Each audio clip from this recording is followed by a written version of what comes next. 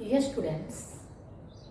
Today we will discuss chapter 6 staffing and our topic is methods of training.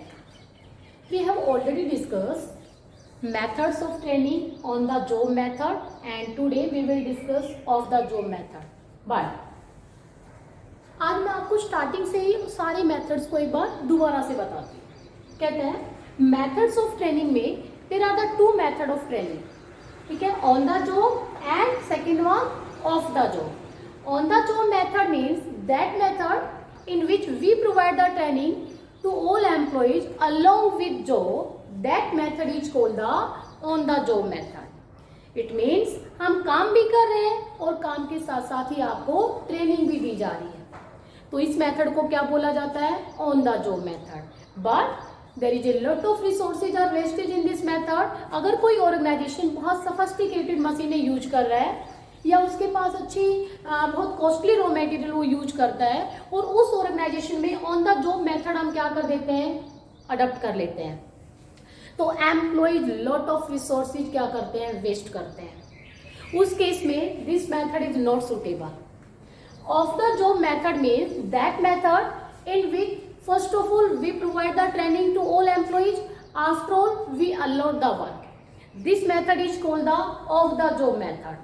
But in this method a small organization not adopt such type of method because large amount of expense is also incurred. कहते हैं off the job method में first of all हम employ को work यानी training देते हैं how to perform the work effectively. After all जैसे वो एक्सपर्ट हो जाता है देन हम उसको वर्क अलॉट करते हैं, ठीक है, तो उस मेथड को क्या बोलते हैं? Off the job method. देखो बच्चों, एक्चुअल में क्या होता है? ऑफ द जॉब मेथड एक लार्ज ऑर्गेनाइजेशन जो रेपुटेटेड ऑर्गेनाइजेशंस होती हैं जिनके पास लार्ज फाइनेंशियल रिसोर्सेज है उनके लिए तो ये मेथड बहुत सुटेबल है। बट जो स्मॉल ऑर्गेनाइजेशंस होती है जिनके पास इतना लार्ज फाइनेंशियल रिसोर्सेज नहीं होते उनके लिए मेथड बहुत कॉस्टली पड़ता है, तो generally small organisations of the job training method को अडॉप्ट नहीं करते हैं क्योंकि इसमें एक सेपरेट ट्रेनिंग सेंटर हमें ओपन करना पड़ता है, ठीक है, और काफ़ी एक्सपेंस इस पे इंक्योर्ड हो जाता है, सो स्मॉल ऑर्गेनाइजेशन के लिए सूटेबल नहीं है। उसके बाद आता है ऑन द जॉब में कौन कौन से मेथड्स आते हैं? Apprenticeship, internship, induction, coaching, job rotation. Apprenticeship, internship, ठीक है, और कोचिंग, ये मैंने कल भी आप लोगों को डिस्कस किए थे, बट कोई नहीं, आज हम दोबारा से एक बार डिस्कस करते हैं, ठीक है। ब्रीफली बताऊंगी अप्रेंटिसशिप ट्रेनिंग क्या होती है। कहता है apprenticeship training method is that method in which a senior employees is also appointed to provide the training to the जो सबॉर्डिनेट्स होते हैं या जो आपके जूनियर्स होते हैं उनको ट्रेनिंग देने के लिए अपॉइंट कर दिया जाता है। First of all in this method the senior perform the work and all trainees observe him how to perform the work. After all when the work is completed then the senior allot the same work to their trainees and all trainees perform the work under the observation of trainer या senior person. If they face any problem, if they do any mistake, then the senior is also provide the guidelines how to perform the work effectively. This method is called the apprenticeship training method. Generally जो आपके electricians होते हैं, iron workers होते हैं, plumbers होते हैं, उनके लिए ये मेथड सूटेबल होता है। इस मेथड को अप्रेंटिसशिप ट्रेनिंग बोला जाता है, ठीक है।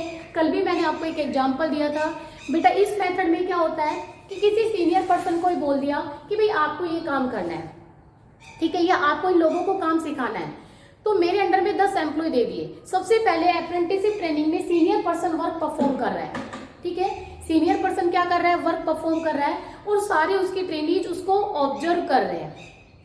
जैसे वर्क प्रॉपर कंप्लीट हो गया फिर सीनियर पर्सन कहता है अब आप लोग करो ये काम। फिर जो उसके ट्रेनी जब वो वर्क परफॉर्म करता है और सीनियर पर्सन उनको ऑब्जर्व करता है, उसके ऑब्जर्वेशन में वो वर्क परफॉर्म करते हैं। अगर उनको कोई भी प्रॉब्लम आती है, किसी भी टाइप की आती है, तो फिर वो टाइम टू टाइम गाइडलाइंस देके उनकी प्रॉब्लम को सोल्व कर देता है। बेटा इस मेथड को अप्रेंटिसशिप ट्रेनिंग मेथड कहा जाता है। जैसे कल मैंने आपको एक एग्जांपल दिया, मैं अकाउंट्स का एक क्वेश्चन क्या कर रही हूँ, ब्लैक बोर्ड पे सोल्व कर रही हूँ, सारे बच्चे मुझे क्या कर रहे हैं, देख रहे हैं अच्छे से, उसके बाद मैं रब कर देती हूँ और सेम क्वेश्चन आपको दे देती हूँ। ठीक है, आप लोग उसी क्वेश्चन को सोल्व करते हो, मैं राउंड लेके चेक कर रही हूँ। किसी बच्चे को कोई प्रॉब्लम या कोई मिस्टेक कर रहा है, उसी टाइम गाइडलाइंस देख के उसकी करेक्शन करवा देती है, तो उस मेथड को अप्रेंटिसशिप मेथड कहा जाता है। इंटर्नशिप कहता है, इंटर्नशिप क्या होता है कि जो हमारे एजुकेशनल इंस्टीट्यूट होते हैं और जो कॉर्पोरेट सेक्टर है उसमें एक टाई अप होता है कि कैंडिडेट जो होता है, स्टूडेंट जो होते हैं, वो एजुकेशनल इंस्टीट्यूशन में तो एजुकेशन लेते हैं और उस एजुकेशन को प्रैक्टिकली यूज करना कहाँ सीखते हैं, कॉर्पोरेट सेक्टर में।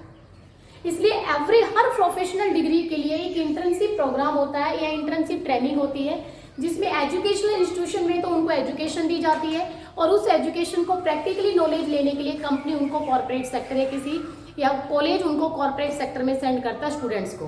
कॉर्पोरेट सेक्टर में यानी कंपनी में जाके स्टूडेंट्स वर्क परफॉर्म करते हैं, लेकिन कंपनी उनको कोई सैलरी प्रोवाइड नहीं करती, एक लिटिल अमाउंट चाय पानी का पैसा उनको देती है जिसको स्टाइपेंड कहा जाता है, ठीक है, उसको बोला जाता है इंटर्नशिप। जनरली क्या होता है इंटर्नशिप में, जैसे मान लो हमने बीटेक करते हैं, बीटेक में मान लो 2 मंथ की या 4 मंथ की आपकी इंटर्नशिप है, तो मैंने कॉलेज से तो मैं क्या कर रही हूँ, एजुकेशनल नॉलेज ले रही हूँ।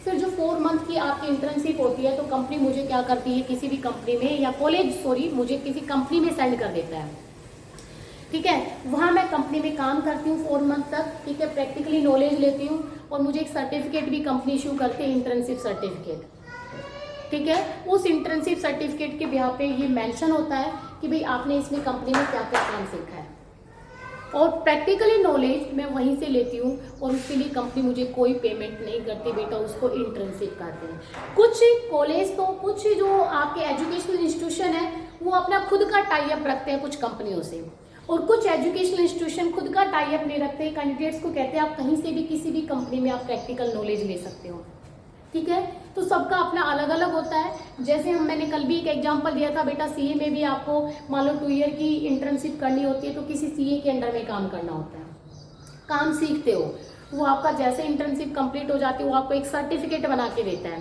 तभी आप फाइनल अटेम्प्ट दे सकते हो, तभी आप सीए का फाइनल अटेम्प्ट दे सकते हो अगर आपने इंटर्नशिप प्रॉपर की हुई है तो। उसके बाद आता है कि अगर मान लो स्टूडेंट्स उस इंटर्नशिप की ड्यूरेशन में काम कर रहे हैं, सीए जो काम दे रहा है पूरा प्रॉपर काम कर रहे हैं, लेकिन सीए उनको कोई भी सैलरी नहीं देता, आई थिंक 1200 रुपीज उनको क्या करता है एक स्टाइपेंड की फॉर्म में देता है, तो उसको इंटर्नशिप ट्रेनिंग कहा जाता है। थर्ड वन आता है इंडक्शन। बेटा इंडक्शन को ओरिएंटेशन भी बोलते हैं। इंडक्शन को क्या बोला जाता है, ओरिएंटेशन, ठीक है। ओरिएंटेशन ट्रेनिंग कहते हैं जैसे एक नया एम्प्लॉय हायर होता है, जैसे ही हमारा ऑर्गेनाइजेशन किसी नए एम्प्लॉय को हायर करता है तो उस नए एम्प्लॉय को इंट्रोड्यूस कराया जाता है ओल्ड एम्प्लॉयज के सामने। This method is called the induction या orientation training. When we introduce the new employees with old employees is called induction या ओरिएंटेशन ट्रेनिंग। कहते हैं इसको कराने से क्या बेनिफिट मिल जाता है, बेटा इससे नए एम्प्लॉय की साइनेस और नर्वसनेस रिमूव हो जाती है, उसका कॉन्फिडेंस लेवल हाई हो जाता है, उसमें पॉजिटिव एटीट्यूड क्रिएट होगा, उसको बिजनेस की बेसिक इन्फॉर्मेशन अपने कलीग से ही मिल जाती है, ठीक है। इसके साथ साथ ही एक पॉजिटिव एनवायरनमेंट भी क्रिएट होता है। तो उस ट्रेनिंग मेथड को क्या बोला जाता है, इंडक्शन। इंडक्शन का मतलब है जैसे ही मान लो मैं किसी नए ऑर्गेनाइजेशन में अपॉइंट होती हूँ और मान लो मेरा मैनेजर मेरा इंट्रोडक्शन सभी ओल्ड एम्प्लॉय के साथ करा देता है, तो बेटा उसी ट्रेनिंग को इंडक्शन ट्रेनिंग कहा जाता है या ओरिएंटेशन ट्रेनिंग भी हम इसको बोलते हैं। इसके बेनिफिट्स 3-4 लाइन में आप लिख सकते हो, क्योंकि इंट्रोडक्शन कराने से क्या होता है, तो आपको सारी इंफॉर्मेशन मिल जाती है, आप पॉजिटिव एटीट्यूड क्रिएट करोगे, आपकी साइनेस नर्वसनेस रिमूव हो जाती है, आपको सीनियर सबॉर्डिनेट के बीच में एक बेटर बॉन्डिंग होती है, कलीग्स के साथ अच्छे रिलेशंस क्रिएट हो जाते हैं। तो ये इंडक्शन ट्रेनिंग का मेन पर्पज है। उसके बाद आता है कोचिंग। ये हमने कल की वीडियो में भी डिस्कस किया था। कोचिंग कहता है कोचिंग में क्या होता है कि हमारी कंपनी का एक सीनियर पर्सन ही ट्रेनर की फॉर्म में अपॉइंट हो जाता है। एक सीनियर पर्सन को ड्यूटी दे दी जाती है कि इन एम्प्लॉयज को वर्क आपको क्या करना है, सिखाना है। उस सीनियर पर्सन इस वाली ट्रेनिंग मेथड में एज ए कोच का रोल प्ले करता है।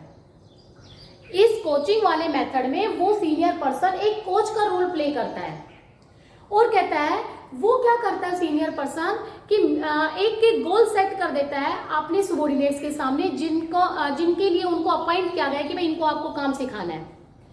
अब उसमें क्या होता है, सीनियर पर्सन एक गोल सेट करता है कि आपको ये वर्क ऐसे परफॉर्म करना, बताता भी है, प्रॉपरली गाइडलाइंस भी देता है कि ये वर्क आपको ऐसे परफॉर्म करना है, इस गोल को अचीव करना है। टाइम टू टाइम वो सीनियर पर्सन अपने ट्रेनीज के जो परफॉर्मेंस है उसका रिव्यू भी लेता है, चेक भी करता है, अगर कुछ उसको इश्यू नजर आता है तो उस इश्यू को सोल्व भी करता है। ठीक है। अब जो मैनेजर है, जो सीनियर पर्सन, जो मैनेजर है, जो मुझे ट्रेनिंग अवेलेबल करा रहा है, जो एक कोच का रोल प्ले कर रहा है, ठीक है, तो मुझे ये काम किसने अपॉइंट करा, मेरे मैनेजर ने, यानी जो ट्रेनीज है उसके सीनियर मैनेजर ने मैनेजर को अपॉइंट कर दिया कि भाई आपको इस बंदे को ये काम सिखाना है और एज ए कोच का रोल प्ले करना है। और साथ ही ट्रेनीज को ये राइट दे दिया कोचिंग में कि अगर आपको किसी भी टाइप की प्रॉब्लम आती है तो आप डायरेक्ट मुझे कांटेक्ट करोगे, मुझे का मतलब सीनियर मैनेजर को कांटेक्ट करोगे।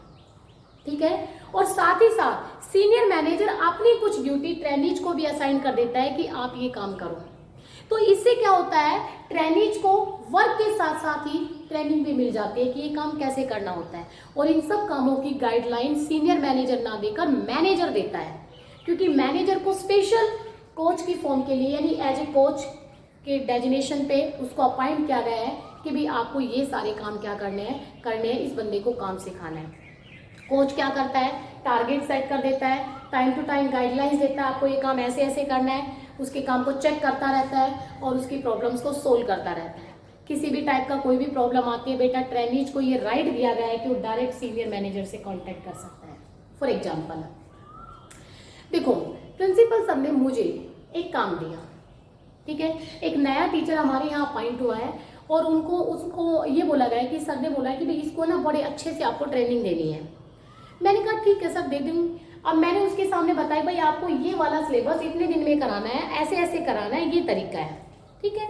और वो बंदा कराने लग जाता है, मैं उसका प्रॉपर काम भी चेक कर रही हूँ, देखती हूँ कैसे कर रहा है कैसे नहीं कर रहा।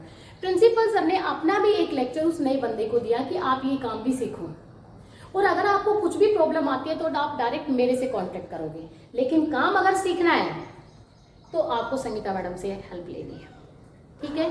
तो उस केस में संगीता मैडम एज ए किसका रोल प्ले कर रही है, एज ए कोच का रोल प्ले कर रही है और मैं कोचिंग की हेल्प से उसको ट्रेनिंग दे रही हूँ। ठीक है। तो उस मेथड को क्या बोला जाता है बेटा, कोचिंग मेथड बोला जाता है। उसके बाद आता है जॉब रोटेशन, नाम से पता चल रहा है। ठीक है। जॉब रोटेशन में जॉब की अदला बदली कर दी जाती है। मैं किसी एक डिपार्टमेंट में काम कर रही हूँ, कुछ समय बाद 1 ईयर 2 ईयर के बाद मुझे किसी दूसरे डिपार्टमेंट में ट्रांसफर कर दिया जाता है, तो मुझे दूसरे डिपार्टमेंट की भी काम की नॉलेज हो जाती है। फिर 2 साल बाद मुझे किसी तीसरे डिपार्टमेंट में ट्रांसफर कर दिया जाता है, इससे मुझे हर डिपार्टमेंट की जॉब की क्या हो जाती है, प्रॉपर नॉलेज हो जाती है। तो उसमें ये भी एक ट्रेनिंग का मेथड है और इसको ऑन द जॉब मेथड कहा जाता है। ठीक है। जॉब की अदला बदली करना। ठीक है। जैसे फॉर एग्जाम्पल है, मान लो बैंक है, मैं कैशियर 6 महीने कैशियर का काम करती हूँ, कैशियर की नॉलेज हो जाती है, फिर डीडी बनाने का काम करती हूँ, फिर चेक क्लियरेंस का काम करती हूँ, हर टाइप का काम कर लेती हूँ, तो मुझे हर टाइप के काम की क्या हो जाती है, नॉलेज हो जाती है। तो उसको क्या बोला जाता है, जॉब रोटेशन। भाई डीमेरिट्स पे जाना नहीं है, क्योंकि कहीं ना कहीं आपकी जॉब को रोटेट करते हैं तो आपकी प्रोडक्टिविटी भी डाउन होती है। देखो ऐसा नहीं कहूँगी, बट हमें तो सिर्फ मेथड सीखने हैं। भाई इसमें होता क्या है, ये मेथड क्या है, मुझे तो सिर्फ इतना करना है। ठीक है, कि ये मेथड होता क्या है, क्योंकि आपकी जॉब को हर कुछ समय बाद चेंज कर दिया जाता है, तो आपको वेरियस जॉब्स की क्या हो जाती है, नॉलेज हो जाती है। जैसे मान लो मैं आपको बिजनेस स्टडीज पढ़ा रही हूँ, फिर मैं अकाउंट्स पढ़ाने लग जाती हूँ, फिर मैं इकोनॉमिक्स कराने लग जाती हूँ, तो मुझे हर सब्जेक्ट की नॉलेज हो जाती है। ठीक है। हालांकि मैं उतना एक्सपर्ट नहीं बन पाते हैं, लेकिन वो चीज़ें हमें नहीं लिखनी, हमें तो सिर्फ इतना बताना है कि मेथड क्या होता है। ठीक है। तो जॉब को चेंज करते रहना। तो बेटा ये थे आपके on the job method. On the job में ये आपके 1 2 3 4 5 मेथड आते हैं, apprenticeship, internship, induction, coaching, job rotation. Okay. Next one, off the job method. Of the job method का मीनिंग आप लोगों को ऑलरेडी क्लियर है। तो इसके कौन कौन से मेथड्स आते हैं, फर्स्ट आता है क्लासरूम लेक्चर्स। क्लासरूम लेक्चर्स को आई थिंक मेरे हिसाब से मुझे एक्सप्लेन करने की जरूरत नहीं है, क्योंकि आप लोगों को ऑलरेडी क्लासरूम लेक्चर्स दिए जाते हैं। कहता क्लासरूम लेक्चर में एक सीनियर पर्सन हायर किया जाता है ट्रेनिंग देने के लिए। वो सीनियर पर्सन आपको बताता है कि कैसे कैसे वर्क परफॉर्म करना होता है। जनरली प्रैक्टिकल की बजाय थ्योरेटिकल के लिए ज़्यादा सूटेबल है, बट प्रैक्टिकल में भी हम डेमो करके बता सकते हैं। ठीक है।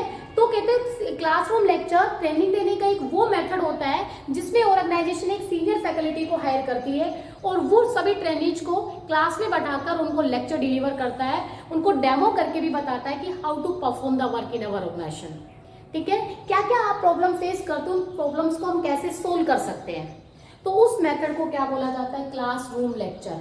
जस्ट आपकी क्लास की तरह ही एक लेक्चर देने वाला बंदा आता है, जैसे आपका टीचर देता है, वो सबको बताता है थ्योरेटिकल फॉर्म में कैसे कैसे काम करना है। अगर किसी काम का प्रैक्टिकली भी बताना होता है तो प्रैक्टिकली भी वो करके बता देता है, जैसे साइंस वाले स्टूडेंट्स को लैब में प्रैक्टिकली करके बताया जाता है। ठीक है, डेमोन्स्ट्रेशन करके भी डेमो करके भी दिखा सकते हैं। तो बेटा उसको क्लासरूम लेक्चर है, कोई भी नया नहीं है, जैसा डेली आपकी क्लास में होता है जस्ट वैसा ही है। देखो फिल्म्स क्या होता है, ये जो फिल्म्स वाला मेथड है ये जनरली सभी के लिए सूटेबल नहीं है। ठीक है, सभी का मतलब होता है कि जो सब टाइप के वर्क होता है उनके लिए ये सूटेबल नहीं है।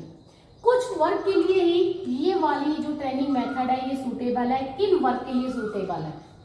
कहते हैं फिल्म्स जनरली जो वर्क टेक्निकली या प्रैक्टिकली हमारे लिए सीखना काफी मुश्किल है तो उनकी वीडियो बना दी जाती है उन कामों की, और ट्रेनीज को वो वीडियो दिखाई जाती है और ट्रेनीज बड़े माइनटली उन वीडियोज को देखता है, ऑब्जर्व करता है और सीखता है कैसे काम किया जाता है।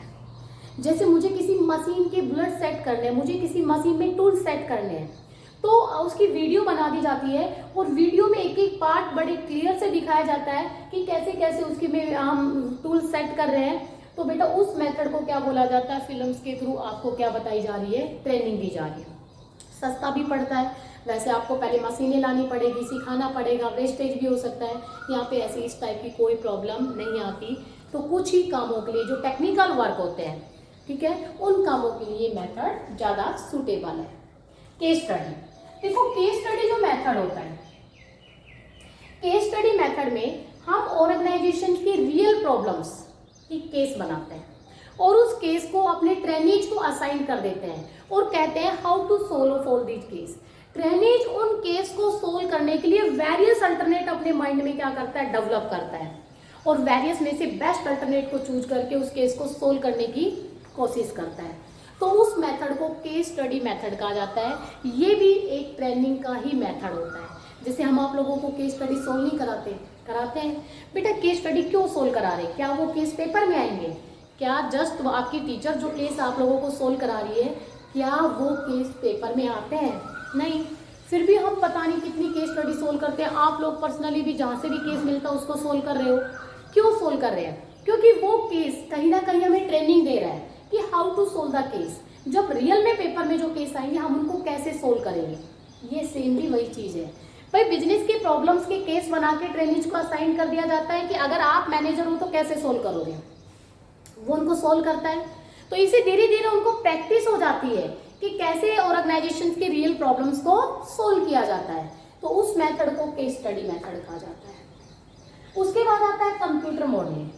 जो कंप्यूटर मॉडलिंग ट्रेनिंग मेथड है, ठीक है, ये बहुत सस्ता है पड़ता है, मतलब काफ़ी इकोनॉमिकल पड़ता है।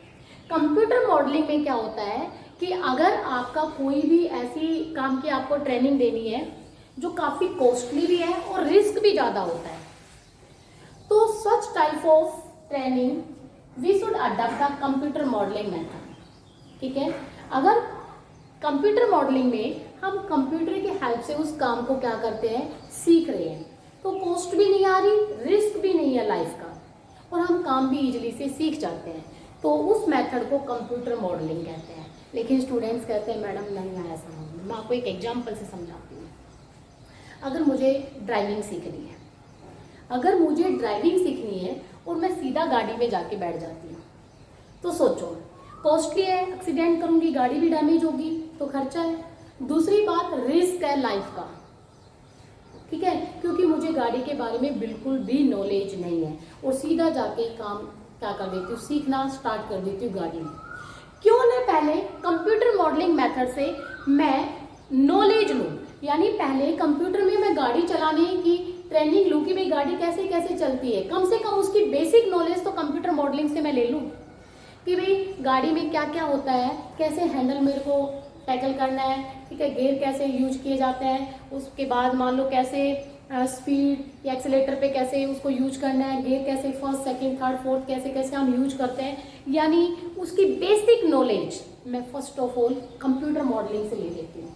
और जैसे मुझे ऑल ओवर बेसिक नॉलेज आ जाती है, कैसे टर्न कैसे करते हैं, बैक कैसे करते हैं, ठीक है, ये सब चीज़ें मुझे बेसिक नॉलेज मैं पहले ही कंप्यूटर मॉडलिंग से ले लेती हूँ। गाड़ी चलाना सीखते भी तो है, कैसे कैसे चलाते हैं, कंप्यूटर में एक मॉडल बना दिया, गाड़ी आती है, स्पीड से दौड़ाते हैं, वो सब चीज़ें बच्चे गेम लगा लो आप, उसके थ्रू आप क्या कर रहे हो, सीख रहे हो। आपने सारी बेसिक नॉलेज वहाँ से ले ली, उसके बाद आप क्या करते हो, कार ड्राइविंग करना सीख लेते हो। तो बेटा आपका रिस्क भी कम हो जाता है लाइफ का भी, और आपका एक्सपेंस भी कम लगता है, ठीक है, एक्सीडेंट वगैरह नहीं करोगे, और काम भी आपको बहुत ईजिली से आ जाता है। तो उस मेथड को क्या बोला जाता है, कंप्यूटर मॉडलिंग मेथड ट्रेनिंग। उसके बाद हमारा on the job training method में वैसे एक ही दे रखा है, वेस्टिबल ट्रेनिंग, और वेरी इंपॉर्टेंट मेथड है।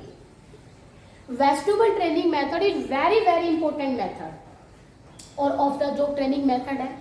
तो वेस्टिबल ट्रेनिंग मेथड होता क्या है, वेस्टिबल ट्रेनिंग मेथड में कंपनी अपनी कंपनी से बाहरी एक ट्रेनिंग सेंटर ओपन कर देती है, और इस ट्रेनिंग सेंटर में मशीन्स के डमी मॉडल सेटअप कर देती है, ठीक है, और उन डमी मॉडल्स पे पहले ट्रेनीज को वर्क परफॉर्म करना सिखाया जाता है। जब ट्रेनीज एक्सपर्ट हो जाता है, जब उनको रियल मशीनों पर वर्क परफॉर्म करने के लिए अलाउ किया जाता है, तो such type of method is called the vestibule training method. एक स्मॉल ऑर्गेनाइजेशन के लिए तो बहुत कॉस्टली है, क्योंकि इतना फाइनेंस को अरेंज नहीं कर पाते। बाहर ट्रेनिंग सेंटर ओपन किया जाएगा, डमी मॉडल्स मंगाए जाएंगे मशीनों के, रॉ मटेरियल भी इंफीरियर क्वालिटी का मंगवाया जाएगा, पूरा एक प्रोडक्शन जैसा ही एनवायरनमेंट वहाँ क्रिएट किया जाता है। पहले एम्प्लॉयज को वहाँ काम सिखाया जाता है, जब वो एक्सपर्ट्स हो जाते हैं तब उनको रियल मशीनें अलॉट कर दी जाती है। Such method is called the vestibule training method, ठीक है। जनरली उनके लिए ज़्यादा सूटेबल है जहाँ सफिस्टिकेटेड मशीनें होती हैं, जहाँ कॉस्टली रॉ मटेरियल यूज होता है, तो एम्प्लॉयज उनको वेस्ट ना करें। दूसरी बात आती है, देखो अगर मान लो मैं किसी स्कूल में अकाउंटेंट हूँ, तो मुझे क्या करनी है, पूरी ट्रांजेक्शन्स को रिकॉर्ड करनी है, तो पहले मुझे एक रफ रजिस्टर दिया जाता है कि यहाँ ट्रांजेक्शन्स को रिकॉर्ड करना सीखो, और वो रफ रजिस्टर बिल्कुल वैसा ही होता है जैसा आपका एक्चुअल रजिस्टर होता है। पहले मैं वहाँ काम करना सीखती हूँ, फिर मैं रियल रजिस्टर्स पे काम करती हूँ। अगर हम गाड़ी चलाना सीखते हैं तो पहले पुरानी गाड़ी से सीखते हैं, फिर नई गाड़ी हमें दी जाती है, वो भी वेस्टिबल ट्रेनिंग मेथड ही है। अगर हम मान लो आप जब छोटे बच्चे थे तो टीचर पहले आपको रफ नोटबुक में कराता था, रफ नोटबुक से आप फेयर नोटबुक में करते थे, तो वो भी कौन सा मेथड है, वेस्टिबल ट्रेनिंग मेथड, ठीक है। तो वेस्टिबल ट्रेनिंग मेथड जनरली वहाँ यूज किया जाता है जहाँ मशीनें बहुत ज़्यादा कॉस्टली होती हैं, ठीक है। तो उस केस में एम्प्लॉयज डायरेक्ट मशीन को डैमेज ना करें, इसलिए इस टाइप का मेथड क्या करते हैं, हम यूज करते हैं। बहुत पॉपुलर है बेटा, बहुत इंपॉर्टेंट भी है, अच्छे से करना है इसको। उसके बाद आता है प्रोग्राम इंस्ट्रक्शंस। कहता प्रोग्राम इंस्ट्रक्शंस मेथड जनरली कुछ जॉब्स के लिए सूटेबल होता है। प्रोग्राम इंस्ट्रक्शंस मेथड्स में क्या होता है, हमारे पास इंफॉर्मेशंस होती है, हमारे पास डेटा होता है, लेकिन वो डेटा ऐसे यूनिट्स में डिवाइड होता है, ठीक है। अब हम उन डेटा को यूनिट्स में कलेक्ट करते हैं और उस डेटा को ऐसे अरेंज करते हैं ताकि उस डेटा से कुछ मीनिंगफुल इंफॉर्मेशन निकल सके। तो उस मेथड को क्या बोला जाता है, प्रोग्राम इंस्ट्रक्शंस मेथड बोला जाता है। मैं आपको एक एग्जांपल बताती हूँ। जैसे सीबीआई वाले होता है, कोई केस होता है, तो जनरली उनके पास एक छोटा छोटा क्लू हिंट मिलता है, डेटा तो मिलता है पर छोटा छोटा डेटा मिलता है, क्लू हिंट मिलता है कहीं से, और वो सारी क्लू हिंट को आपस में जोड़ते हैं और जोड़कर कोई मीनिंगफुल इंफॉर्मेशन निकालते हैं। तो उस टाइप के पर्सन्स को कौन सी ट्रेनिंग दी जाती है, प्रोग्राम इंस्ट्रक्शन ट्रेनिंग दी जाती है। क्योंकि प्रोग्राम इंस्ट्रक्शन ट्रेनिंग्स में आपके पास इंफॉर्मेशन है और वो टुकड़ों में बटी हुई है, आपको वो यूनिट्स खुद क्या करनी है, रीअरेंज करनी है, यानी उनको अच्छे से अरेंज करना है, अरेंज करके एक मीनिंगफुल सेंटेंस बनाना है और उनसे कुछ इन्फॉर्मेशन आपको ऑब्टेन करनी है। तो इससे आपका लॉजिकल और रेशनल माइंड, यानी आपका माइंड जो होता है, लॉजिकल और रेशनल माइंड डेवलप होता है, आपका थिंकिंग लेवल इंक्रीज होता है, किसी बात को आप वेरियस एस्पेक्ट से सोच सकते हो। तो बेटा उस ट्रेनिंग को प्रोग्राम इंस्ट्रक्शंस कहा जाता है। क्यों? क्योंकि इतना आसान नहीं होता बिखरी हुई यूनिट से जो भी डेटा है, जो यूनिट्स में डिवाइड है, और उनको अरेंज करके मीनिंगफुल इंफॉर्मेशंस निकालना। तो इससे हमारा कहीं ना कहीं माइंड डेवलप होता है और हम उस बात को वेरियस एस्पेक्ट से भी सोचते हैं। तो उस टाइप की ट्रेनिंग को प्रोग्राम इंस्ट्रक्शन ट्रेनिंग कहा जाता है। So students, These are the methods of training. On the job, off the job. Okay, ठीक है। अप्रेंटिसशिप ट्रेनिंग में मास्टर वर्कर करता है, बाकी लोग उसको देखते हैं, ठीक है। उसके बाद वो उनसे परफॉर्म करवाता है अपनी ऑब्जर्वेशन में। यहाँ पर एजुकेशन लेने के बाद ट्रेनिंग सेंटर्स यानी कॉर्पोरेट कंपनी में सेंड किया जाता है प्रैक्टिकल नॉलेज लेने के लिए। यहाँ ओल्ड एम्प्लॉय का नए से इंट्रोडक्शन करा दिया जाता है। सीनियर पर्सन एक कोच का रोल प्ले करता है जो अपने सबॉर्डिनेट्स को काम करना सिखाता है और टाइम टू टाइम उनके काम को चेक करता है और उनके परफॉर्मेंस के लिए उनको गाइडलाइंस भी देता है, ठीक है। बाकी यहाँ एक पॉइंट ये है कि जो ट्रेनिंग है उसका डायरेक्ट सीनियर मैनेजर से भी कॉन्टेक्ट रहता है, जॉब को चेंज करते रहते हैं। यहाँ पर क्लास की तरह एक सीनियर पर्सन आपको आता है, लेक्चर देता है, सारी प्रॉब्लम्स थ्योरेटिकल बताता है, कई बार अगर पॉसिबल हो तो डेमो करके भी बता सकता है। फिल्म्स में क्या होता है कि भाई किसी भी कोई वर्क है अगर वो प्रैक्टिकली सिखाना मुश्किल है तो उसकी वीडियो बना दी जाती है और वीडियो के थ्रू आपको क्या कर दिया जाता है, सिखाया जाता है। केस स्टडी, रियल सिचुएशन के केस बनाकर आपको हैंड ओवर कर दिया जाता है कि अगर आप मैनेजर होंगे तो कैसे सोल्व करोगे। तो इससे भी आपका उस लेवल के प्रॉब्लम्स को सोल्व करने के तरीके आ जाते हैं। कंप्यूटर मॉडलिंग वैसे कॉस्टली पड़ता है, रिस्क भी ज़्यादा होता है, तो पहले कंप्यूटर के थ्रू आपको वो सब चीज़ें सिखाई जाती है और उसके बाद रियल में काम करना सिखाया जाता है। जैसे कार ड्राइविंग का मैंने एग्जांपल दिया, पहले आप सीखोगे उसके बाद आप रियल में कार आपको अलॉट की जाएगी। Vestibule training method is very important है। कंपनी से बाहरी ट्रेनिंग सेंटर ओपन कर दिए जाते हैं, पूरे इक्विपमेंट्स वहाँ रखे जाते हैं, पहले वहाँ ट्रेनिंग दी जाती है, आफ्टर ऑल आपको वर्क अलॉट किया जाता है। प्रोग्राम इंस्ट्रक्शंस में इंफॉर्मेशन जो होती है वो यूनिट्स में डिवाइड होती है। आप उन सारी डेटा को कलेक्ट करते हो, रीअरेंज करते हो और एक मीनिंगफुल इंफॉर्मेशन निकालते हो ताकि आपकी प्रॉब्लम्स को सोल्व किया जा सके। इससे आपका लॉजिकल और रेशनल माइंड डेवलप होता है और जनरली जो सीखने वाले होते हैं उनमें ये वाली ट्रेनिंग यूजफुल होती है, ठीक है। आई होप स्टूडेंट्स आप लोगों को ये अच्छे से ट्रेनिंग के मेथड्स आ गए होंगे। फिर भी किसी स्टूडेंट को कोई डाउट है तो प्लीज़ वो स्टूडेंट ज़रूर मेरे से कॉल करें या मैसेज के थ्रू डिस्कस करें, ठीक है। Thank you students, have a nice day.